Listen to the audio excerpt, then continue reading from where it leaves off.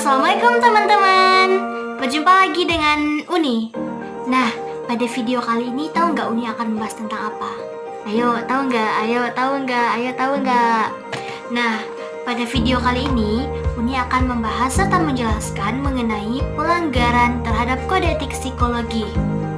Sebelum kita masuk dan mengupas secara mendalam mengenai pelanggaran terhadap kode etik psikologi, Uni akan menjelaskan sedikit mengenai apa yang dimaksud dengan kode etik psikologi. Baik, untuk mengenai pengertian kode etik psikologi merupakan seperangkat aturan ataupun nilai-nilai yang telah diatur yang dijadikan sebagai landasan ataupun pegangan serta pijakan oleh seorang psikolog ataupun ilmuwan psikologi dalam melakukan kegiatan atau aktivitas yang berhubungan dengan psikologi. Jadi secara simpelnya atau sederhananya saja dapat kita artikan itu sebagai landasan ataupun acuan oleh psikolog atau ilmuwan psikologi dalam melaksanakan tugas. Baik, itulah sedikit penjelasan mengenai apa sih yang dimaksud dengan kode etik psikologi. Selanjutnya, kita akan membahas mengenai pelanggaran terhadap kode etik psikologi. Di dalam kode etik psikologi sendiri dijelaskan di dalam pasal 4 ayat 3 bahwasanya pelanggaran kode etik psikologi merupakan suatu tindakan ataupun aktivitas yang dilakukan itu menyimpang dari yang telah dirumuskan atau yang telah diatur dalam kode etik psikologi. Secara garis besar, pelanggaran kode etik itu ada 3. Yang pertama, pelanggaran ringan.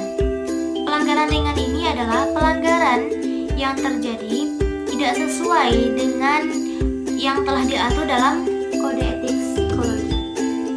Selanjutnya yang kedua yaitu pelanggaran sedang, di mana pelanggaran sedang ini merupakan pelanggaran yang terjadi akibat kelalaian oleh seorang ilmuwan psikologi ataupun psikolog dalam melakukan kegiatannya.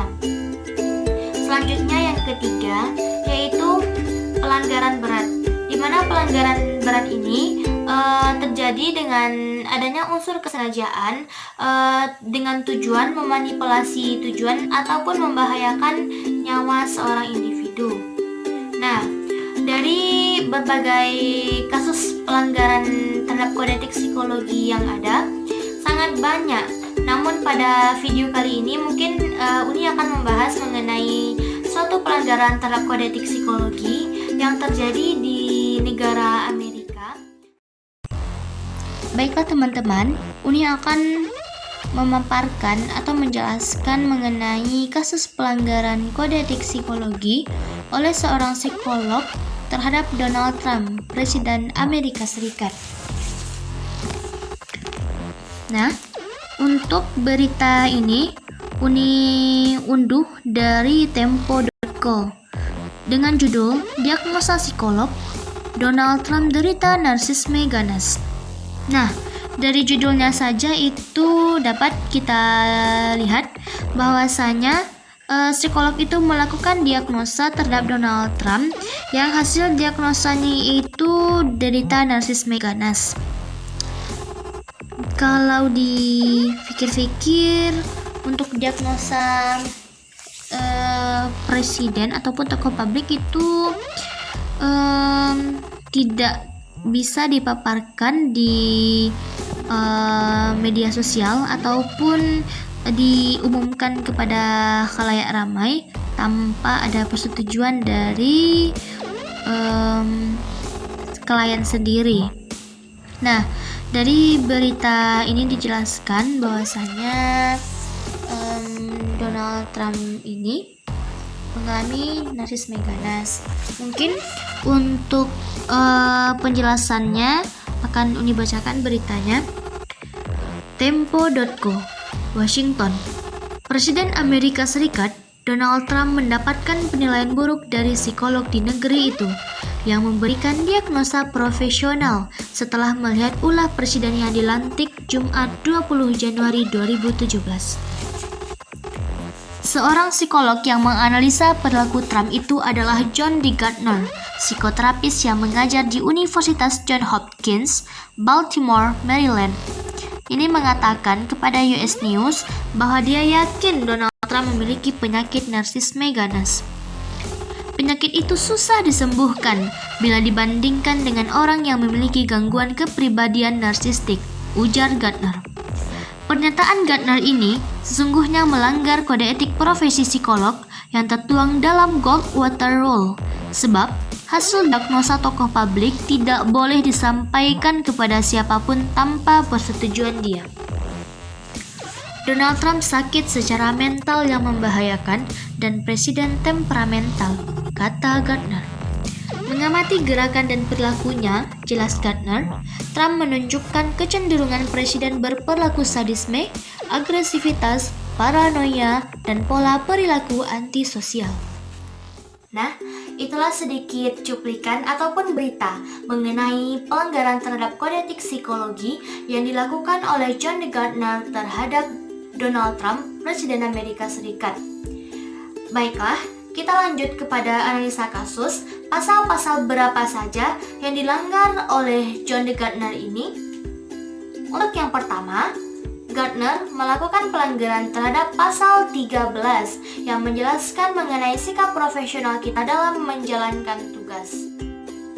Untuk analisa yang kedua, di sini Gardner melanggar pasal 20 mengenai informed consent.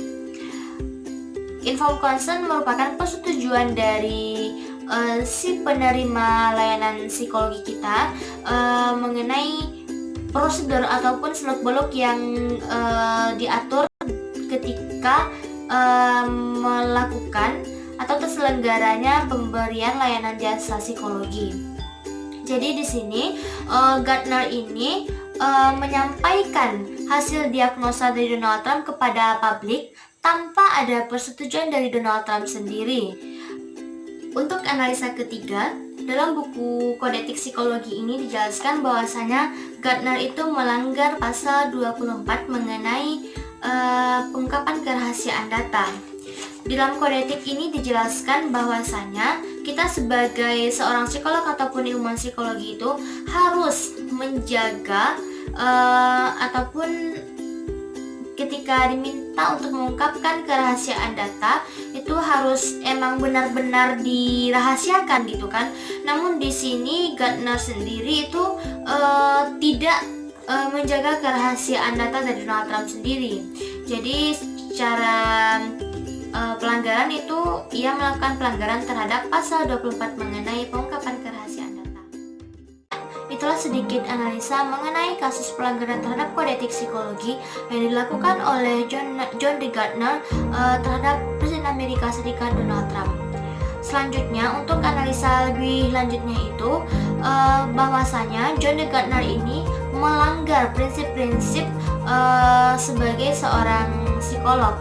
Yang pertama itu doing no harm. Yang dimaksud dengan doing no harm di sini adalah seorang psikolog harus bijak dalam menangani hal-hal yang akan berdampak buruk bagi kliennya. Di sini dapat kita temukan bahwasanya kemungkinan dari John D. Gardner ini memaparkan hasil diagnosa Donald Trump ini, maka itu kemungkinan terburuknya adalah Donald Trump itu akan di-judgment serta dijauhi oleh rakyatnya serta orang-orang yang berada dalam pemerintahannya seperti itu. Selanjutnya, untuk prinsip yang kedua itu beneficent, di mana seorang psikolog di sini harus memberikan keuntungan kepada kliennya dan menghindarkan hal-hal terburuk yang akan terjadi kepada kliennya. Di sini John Gardner sendiri menghadirkan atau lebih tepatnya itu dengan dia memaparkan kepada publik hasil diagnosa Donald Trump ini, maka secara tidak langsung Gardner sendiri itu mengarahkan kliennya itu Donald Trump akan menerima kemungkinan atau dampak buruk gitu kan, seperti misalnya dijauhi oleh rakyatnya. Yang kedua, di-judgment dari masyarakat ataupun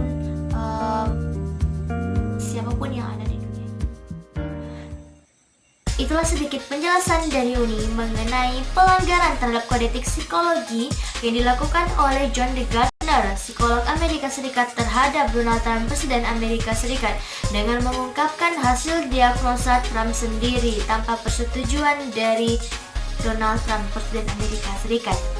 Jadi, dari beberapa penjelasan di atas, dapat kita simpulkan bahwasanya sebagai seorang yang berkancah ataupun yang mendalami ilmu psikologi, baik itu nantinya kita akan menjadi seorang ilmuwan psikologi ataupun seorang psikolog, kita harus menaati ataupun menjalankan segala sesuatu yang telah diatur dan ditetapkan dalam kode etik psikologi sendiri. Jadi, pesan Uni kepada rekan-rekan semuanya ataupun teman-teman, marilah sama-sama kita menerapkan apapun yang telah kita peroleh dari pembelajaran ataupun pembahasan mengenai kode etik psikologi ini. Mudah-mudahan apa yang Uni sampaikan bermanfaat bagi teman-teman semua dan khususnya bagi diri Uni sendiri. Terima kasih atas segala perhatian. Mohon maaf atas segala kesalahan. Wabillahi taufiq wal hidayah. Wassalamualaikum warahmatullahi wabarakatuh.